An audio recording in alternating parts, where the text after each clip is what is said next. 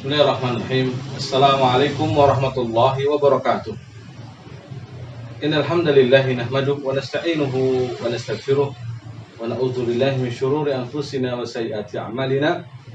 May yahdihillahu fala mudilla lahu wa may yudlilhu fala hadiya lahu.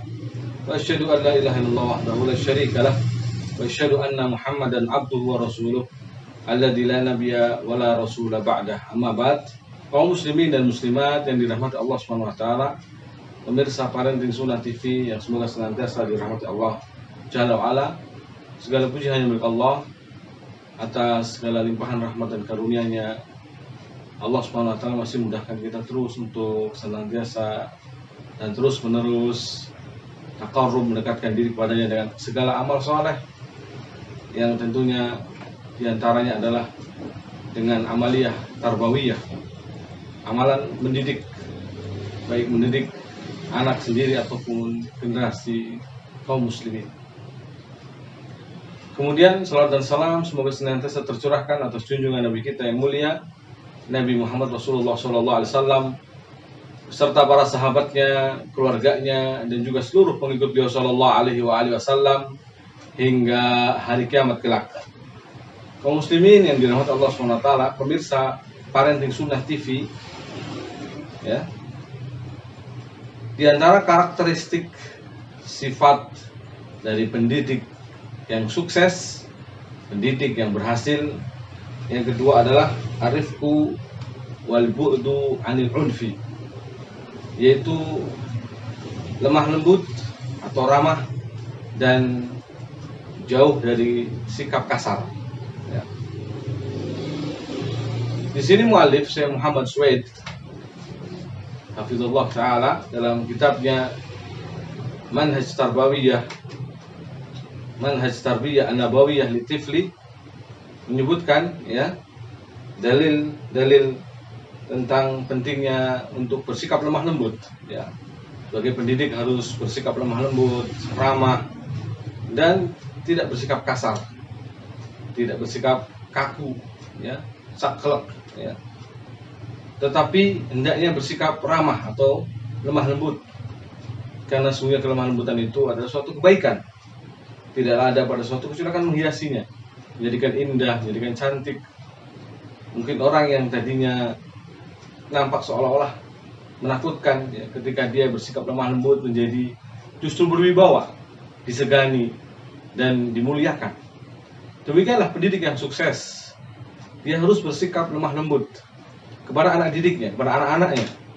Orang tua yang baik, ayah yang baik, bunda yang salehah, maka dia akan berusaha menampilkan dan menghadirkan pada dirinya menjadi qudwah hasanah bagi anak-anaknya, yaitu sikap ramah atau lemah lembut, dan juga menjauhi dari sikap kasar, membentak-bentak, berteriak-teriak, ya, yang tidak sepatutnya tentunya sebagai seorang muslim.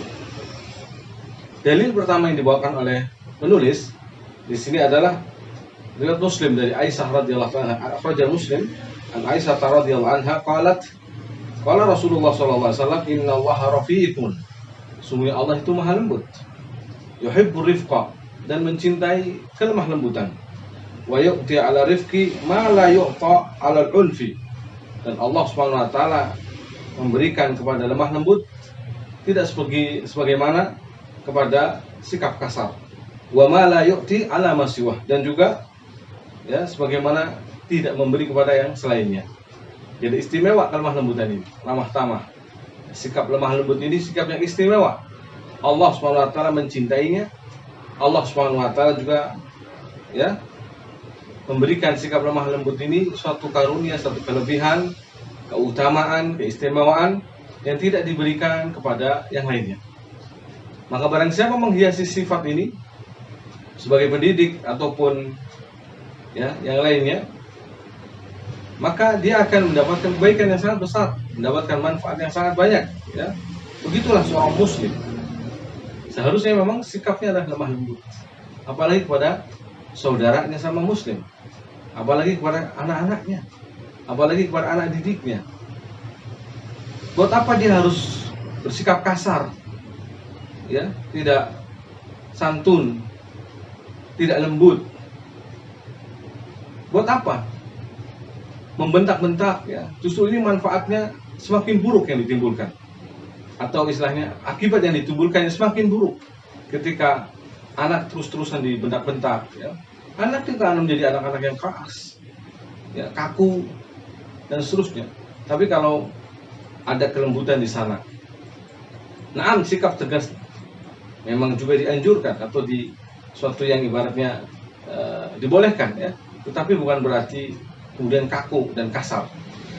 Karena laisal mu'min bil fahish walal badhi. Seorang mukmin bukan orang-orang yang berkata keji atau berkata buruk, ya. Bito'an walala'an. Seorang mukmin bukan yang laisal mu'min bito'an walala'an, ya. Bukan yang berkata kasar, bukan suka melaknat, ya. Tapi seorang mukmin itu yang lembut orangnya, yang menjaga lisannya, apalagi kepada anak-anaknya. Dia akan menjadi generasi menerusnya, ya, besar, tumbuh sesuai dengan karakter yang dididikkan kepadanya. Ada memang karakter lemah lembut, itu bawaan dari anak itu sendiri. Ada pula yang memang harus diupayakan. Nah, kalau tempaan kita kepada anak-anak kita sejak kecil, didikan kita, tarbiyah kita kepada mereka, justru yang dihadirkan adalah kekasaran, kekakuan, maka khawatir akan menjadi anak-anak yang bengis, keji, kejam, dan seterusnya, ya, yang justru menimbulkan keburukan dan keburukan. Tidak ada manfaat kebaikan, ya. Nah, makanya harus berusaha menghadirkan ramah atau sikap lembut, rifq, ya. Meskipun mungkin anak yang sudah nyebelin sekalipun, ya, sudah istilahnya bikin naik pitam kita, dongkol, marah, tapi kita masih bersikap lembut kepadanya, tidak bersikap diskriminasi kepadanya. Artinya karena kesalahannya kemudian kita ungkit terus, tidak. Kita harus terus berusaha memaafkan sebagaimana poin yang pertama, ya, dulu. Maka kemudian kita harus juga ramah kepadanya atau lemah lembut. Demikian pula dalam riwayat yang lain yang disebutkan di sini dari Aisyah radhiyallahu ta'ala anha juga, anna Nabi sallallahu alaihi wasallam qala innallaha rafiqun yuhibbur rifqa fil amri kullih. Sesungguhnya Allah Maha lembut dan mencintai kelembutan dalam segala urusan. Hadis Bukhari dan Muslim, muttafaq alaih. Demikian pula dari Aisyah radhiyallahu anha, Nabi sallallahu alaihi wasallam bersabda, "Inna rifqa la yakunu fi syai'in illa zan." Sesungguhnya lemah lembut tidaklah ada pada sesuatu kecuali akan menghiasinya, mempercantik, memperindah. Ya. Wala yunza'u min syai', dan tidaklah dicabut, ditarik dari sesuatu kecuali akan syanah, merusaknya, akan menjadi tidak baik. Ini ketika lemah lembut, ya, diambil, maka harus diupayakan terus sikap ramah atau lemah lembut ini, meskipun jelas-jelas kasar kepada kita, ya, karena mungkin ada yang karakter bawaannya adalah keras, kasar, ya, membentak-bentak. Maka kita kalau justru melawannya dengan bentakan yang sama, ya, akan timbul justru karakter yang kaku, yang keras, ya, yang makin menjadi-jadi kekasarannya. Tapi kalau kita sambut dengan lemah lembut, ya, dengan perangai yang lebih baik, akhlak yang mulia, ya, maka akan menjadi insya Allah berubah. Inna rifqa, ya, apa Nabi SAW mengatakan, innamal ilmu bita'allum. Sungguh ilmu diraih dengan cara terus berusaha belajar, menuntut ilmu. Wal hilmu bitahallum, dan sikap hilm, lemah lembut, ya, itu juga diraih dengan berlatih berlemah lembut. Nah, hadis Imam Muslim juga menyebutkan dalam hadis Imam Muslim Jarir bin Abdullah, dari Jarir bin Abdullah radhiyallahu anhu, beliau mengatakan, sami'tu Rasulullah sallallahu alaihi wasallam yaqul, aku mendengar Rasulullah sallallahu alaihi wasallam bersabda, man yuhramu rifqa yuhramul khaira kullah, ya. Barang siapa diharamkan baginya atau terhalang baginya kelemah lembutan, maka berarti dia terhalang kebaikan seluruhnya. Barang siapa yang terhalang dari lemah lembutan, sikap ramah, tidak kasar, tidak bengis, ya, maka berarti dia telah dijauhkan atau terhalang dari kebaikan seluruhnya. Karena kebaikan itu adalah kelemah lembutan, ya, kebaikan itu adalah kelemah lembutan. Nah, makanya dalam hadis Imam Ahmad, ya, dari Aisyah radhiyallahu anha, Rasul sallallahu alaihi wasallam pernah bersabda kepada Aisyah, irfiqi, bersikap lembutlah. Fa inna Allah idza arada bi ahli baitin khairan dallahum ala rifq. Sesungguhnya Allah Subhanahu wa taala apabila hendak menunjukkan, hendak memberikan atau menginginkan kebaikan kepada suatu rumah tangga, suatu keluarga, maka Allah akan menunjukkan kepada mereka lemah lembut. Allah Subhanahu wa taala jika menginginkan kebaikan dalam sebuah rumah tangga, maka Allah Subhanahu wa taala akan menuntun mereka kepada kelemah lembut. Ibunya jadi ya, orangnya lemah lembut, ayahnya juga lemah lembut, ayah dan bundanya lemah lembut, ya. Anak-anaknya juga lemah lembut, ramah, ya. Mereka orang-orang yang berangainya adalah orang yang santun, lembut, penyayang, ya. Dikarenakan Allah SWT menghendaki kebaikan kepada mereka. Cara ini adalah dengan cara kita menghadirkan dulu lemah lembut. Jika Allah kemudian memberikan kelemah lembutan itu, kemudian Allah SWT menancapkan lemah lembut itu pada keluarga tersebut. Kaum muslimin yang dirahmati Allah SWT. Dalam redaksi lain, Nabi SAW mengatakan, idza aradallahu bi ahli baitin khairan adkhala alaihim rizq. Sehingga Allah SWT apabila menghendaki suatu rumah tangga kebaikan, apabila Allah SWT menghendaki kebaikan pada sebuah rumah tangga, maka Allah akan masukkan pada mereka kebaikan atau lemah lembut. Allah akan masukkan pada mereka rifq, lemah lembut. Ya. Orang yang hendak mengingkari kemungkaran, dia harus lemah lembut. Bukan hanya sekedar tahu ini mungkar. Jadi sikap yang dihadirkan bagi orang yang hendak mengingkari kemungkaran, termasuk di sini kalau anak nakal, melakukan kesalahan, meninggalkan sholat, ya, melakukan kesalahan, atau bahkan mungkin pelanggaran dosa kecil, dosa besar, maka untuk mengingkarinya bukan hanya butuh ilmu saja, tapi juga dibarengi dengan sikap rifq, lemah lembut. Karena dua hal ini seperti tidak bisa dipisahkan antara ilmu dan lemah lembut atau rifq, ya. Sehingga orang yang hendak menasihati orang lain, yang hendak berdakwah, yang hendak mendidik, pendidik yang sukses, ya, pendidik yang baik, pendidik yang berhasil adalah mereka yang menghadirkan antara ilmu syar'i yang dengannya dia mengetahui halal dan haram, baik dan benar, salah dan benar dan salah, ya, benar dan salah dan seterusnya. Lalu kemudian dengannya juga dibarengi ilmu rifq, kelemah lembut, kelemah lembutan. Dia harus membarengi dengan lemah lembut. Apalagi rumah tangga, ya.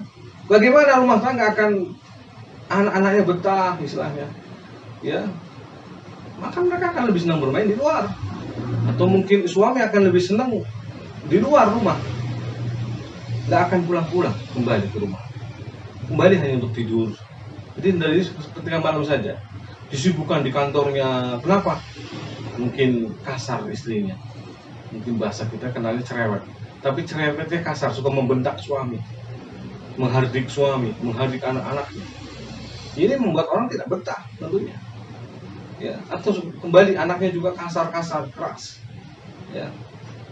Akhirnya suka menyibukkan diri di kantor, padahal sebenarnya sudah selesai pekerjaan kantornya. Atau anak-anak juga lebih suka bermain di luar, padahal sudah tidak ada keperluan lagi di luar. Demikian dan demikian seterusnya, ma'asyiral muslimin.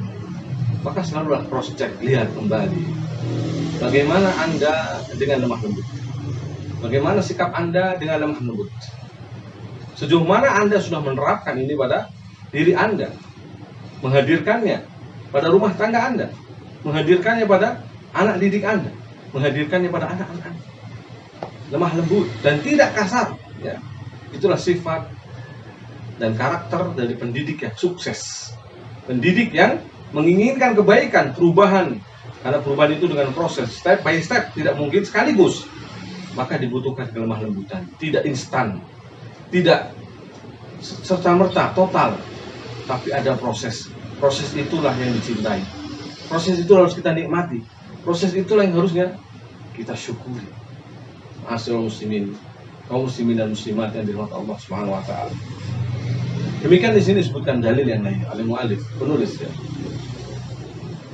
Dari Abu Hurairah radhiyallahu anhu, qala kunna nusalli ma'a Rasul sallallahu alaihi wasallam. Dahulu kami sholat pernah bersama Rasulullah SAW al-isya, yaitu sholat isya. Fakana yusalli fa idza sajada wasabal Hasan wal Husain ala dhahri. Ya. Dan adalah Nabi SAW apabila sholat lalu sujud, ketika dalam posisi sujud, maka dan Hasan dan Husain, ya, cucu baginda Rasulullah SAW, naik ke punggung Nabi SAW, bermain-main kuda-kudaan.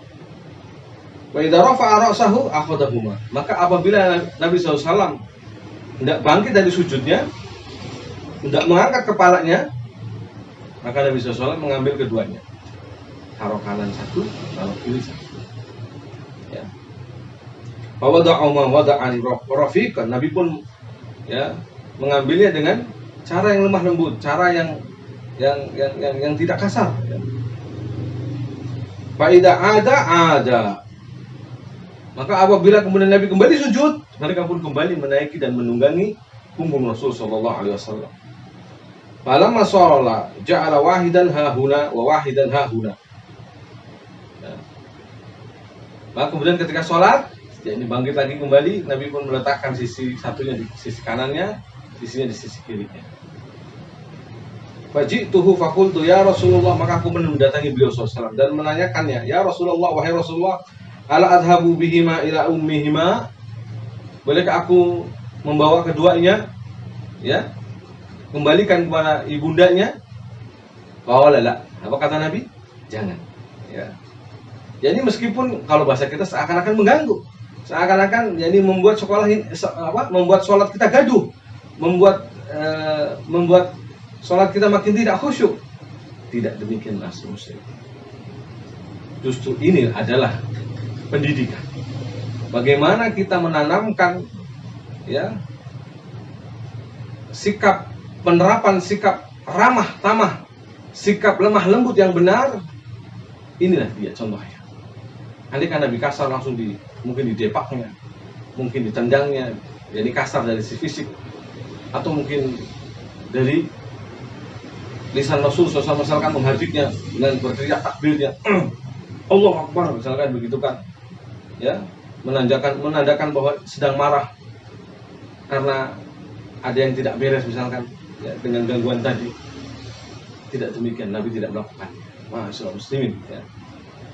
Karena ada banyak sekarang anak-anak itu sudah dilarang sama orang-orang, sehingga tidak mau ke masjid, dilarang ke masjid. Ya.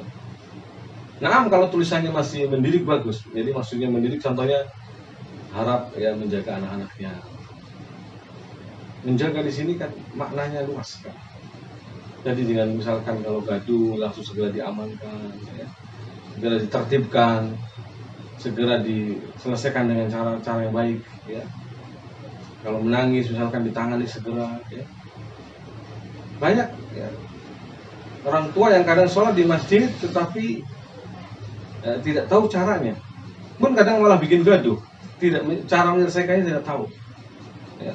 Padahal bisa saja dengan cara digendongnya kalau menangis, bisa saja dengan cara, ya, digendong. Sholat sebagaimana Rasulullah SAW pernah menggendong dari anak-anak sahabat Nabi SAW. Lihat Nabi SAW mengatakan di sini, ala adhabu bihima ila ummihima, ketika ditanya, ya, bolehkah aku mengantarkan keduanya kepada ibundanya? Apa kata dia? Qala la. Kaum muslimin yang dirahmati Allah Subhanahu wa taala. Kemudian dikatakan, lalu muncullah ibundanya, ya, ibundanya. Maka Nabi mengatakan ilhaqa bi ummikuma, ya. Silakan susul ibu kalian berdua, ya. Famazala yamsyani fi dawiha hatta dakhala. Maka dia pun kemudian berjalan, dua-duanya berjalan, ya, di sisi ibundanya sampai kemudian masuk ke rumahnya. Masya Allah. Hadis ini diriwayatkan oleh Imam Hakim dalam Mustadraknya, dan dia mengatakan hadis ini hadis yang sahih isnad, ya, meskipun Bukhari dan Muslim tidak mengeluarkannya. Imam Dhabi mengatakan hadis ini sahih, ya. Masyaallah muslimin yang dirahmati Allah SWT. Bahkan mungkin kita lihat akan kisah yang begitu indah, yang dimana salaf saleh pernah lakukan. Ya.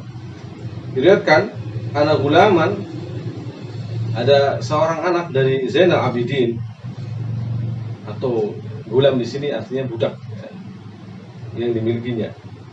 Karena yasubulahul ma, gulam ini menuangkan air pada Zainal Abidin biibrikin masnu'in min khazaf ya, dengan teko yang terbuat dari khazaf ya. Fawaqa al-ibriq ala rujulin ala rijli Zainal Abidin, maka ternyata bejananya ini atau termosnya ini, tekonya ini justru menimpa kakinya Zainal Abidin. Fankasara, maka pecah. Fajurihat rijuhu, tentunya di sini kakinya beliau pun terluka. Faqala al-ghulam 'ala al-fawr ya sayyidi. Ya. Maka serta merta ya, mengatakan dengan cepat begitu ya. Mengatakan spontan, mengatakan ya sayyidi, ya Tuhan, wahai Tuanku. Ya. Yaqulullah ta'ala wal kadhimin al-ghaib. Dia membawakan firman Allah SWT, dan orang yang memaafkan atau menahan amarahnya. Wala Zainal Abidin laqad kadhamtu ghaidhi, aku telah menahan amarahku.